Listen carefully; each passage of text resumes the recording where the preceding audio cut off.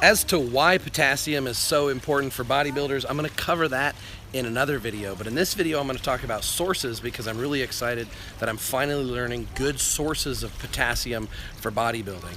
Assuming that potassium is as powerful in bodybuilding as I'm going to present to you in another video, and how it might be one of the deficiencies that's causing our lack of vascularity, our lack of fullness, our lack of ability to store carbohydrates in the muscle, then you need to know how important it is to get potassium, but from the right sources. And bodybuilders want to have less fructose, because fructose is a carbohydrate, a sugar that stores in the liver instead of in the muscles. So it prevents fat burning, it ruins your insulin sensitivity. It's the opposite of what we want as a bodybuilder. The problem is a lot of the foods that have high potassium also have high fructose.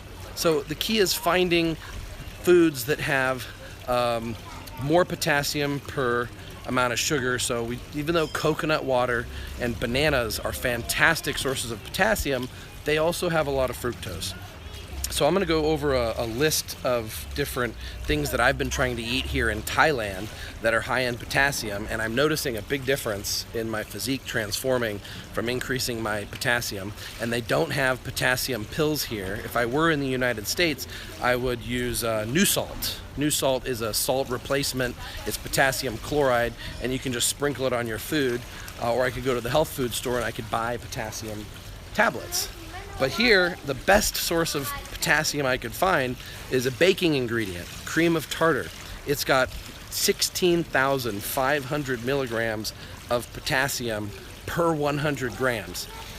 And it tastes kind of like baking soda. It's not too terrible. I'd probably mix it in water or something, but I just put this directly on my tongue, and it really wasn't that bad. You also want to make sure not to get too much potassium. You're never going to get too much potassium from food. But if you take something like this where it's highly concentrated, you could have too much potassium. And what this is it's kind of like baking soda, but with potassium. It's potassium bitartrate. And I'll actually show you an image. Oh, hey Kapuk. Say hi to the audience. Hi, good morning. All right, so I've got here a list of the different food sources that I've been eating. I initially relied on just tomato juice. And then I found carrot juice actually has a little bit more fructose, but it also has a lot more potassium. So I switched to like this vegetable mix, kind of like V8. Actually, V8 would be a really good source. All right, so I got photos here. I'm going to show you real quick. There's the cream of tartar, and there's the amount of potassium per serving, 16,500 milligrams per 100 grams, and online it says 4,700 milligrams of potassium per day would be the recommended amount, but for bodybuilders we need more than that. Keep in mind also that heavy growth hormone dosages can cause your body to retain potassium also, so we're going to be careful about supplementing with too much potassium on heavy growth hormone dosages. So here's the list in order of the best sources for bodybuilders of potassium. Winter squash, sweet potato, regular potatoes actually, white beans, yogurt. I was surprised about the yogurt because I do eat enough yogurt when I'm out.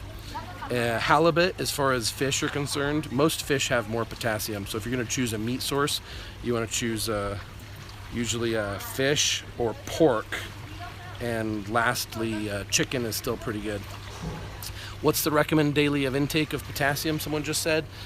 Well, you wanna be, according to Tyann Clark, you want to be somewhere around 7,000 milligrams per day, which is what, like